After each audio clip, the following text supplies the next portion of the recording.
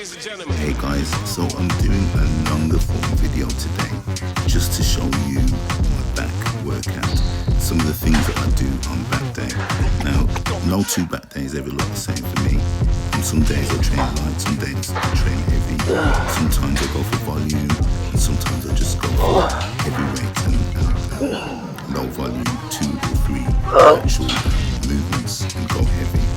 But today I'm doing a few movements, and each of these movements are really just to open up the back and to squeeze as much blood into there as possible from different angles. That's how you build back development, because there are so many muscles in the back and so many different facets, and to build the back, because you want width, you want depth, you want detail, and so there's a lot of work you have to put into building your back. So the first movement I'm doing is a single arm pull down, and I really like this movement because I can really open up the back and squeeze at the bottom of the movement. So my focus is always trying to open it up at the top, extend, and at the bottom of the movement just try and squeeze as much blood into the back as possible. My form may be a little bit off here because I've gone really heavy here, but that is the focus for the movement, just making sure I stay within the parameters of what I'm trying to achieve. From there, I go on to a reverse grip. Now, the reason I do a reverse grip is because this changes the way the movement hits the back and opens up the back from a different angle. So this is an underarm angle, which really is effective for building the fitness and the width of the back. I do that and try and do as many sets as possible within range. So I will try and go for the stack, and I'm gonna have to try and either use a different machine or go heavier with something else, because I think I've the weight is heavier than my body, and this is my final set here. There you go.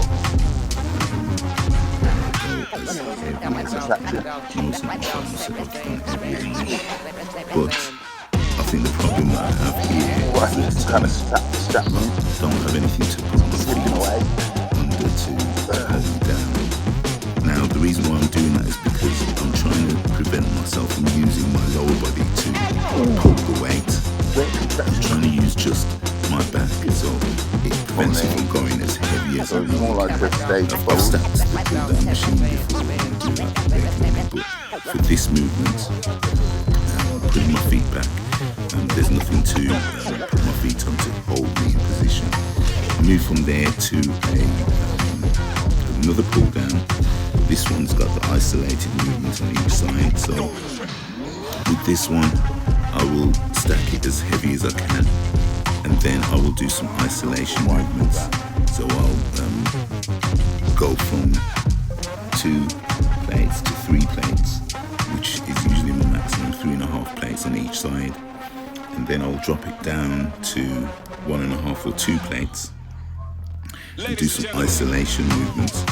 Now, the isolation movement means that I can actually get more range of the movement. And when you're doing both arms together, you're kind of limited to just pulling it down and aiming for your waist with your elbows. I'm always trying to aim for my waist with my elbows with this machine. And the isolation movement is then when I use each side independent of each other, but on one side I'm actually contracting the muscle and holding the weight in place, holding the handle down and contracting the muscle. This is very hard, and I found it very hard to do, but it's very effective because it's almost like you're continually squeezing blood into the muscle and keeping it active throughout the movement.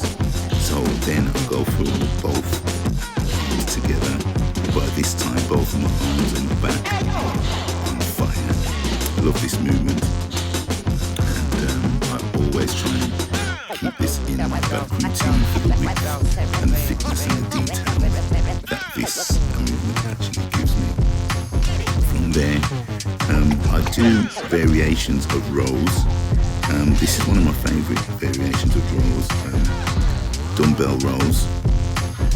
A lot of people do them individually. Sometimes I do it one arm at a time, but today I chose to do 2 dumbbells and really hit the back with some weight. Then I'll go on to a pull down, and again I've got my feet behind me, and this actually prevents me from using any parts of my back, from my back arching over, and it actually really hits the lower back. I really like this movement. I could do seated rows, but what I'm actually trying to do is hit the column of the back all the way down the midsection and really squeeze the blood into there and get that development. So you have those 2 columns in the middle of your back. Those are the ones I'm aiming for. And to finish off the workout, I did some sit-ups, abdominal work. I haven't done these for a while, and these are some of my favourite movements for abdominals because I really find that these worked for me for many, many years.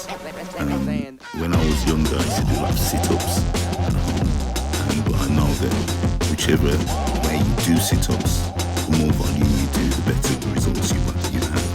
So with sit-ups, you're not trying to go for 10 or 20 reps, you're trying to go for 40 to 50 reps.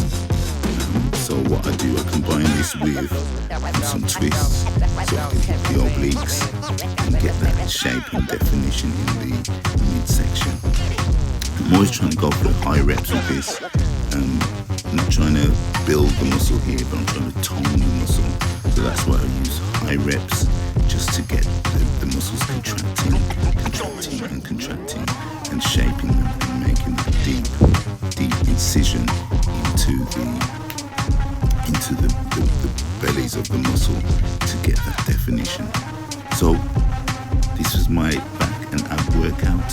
Hope you enjoyed it. Let's eat.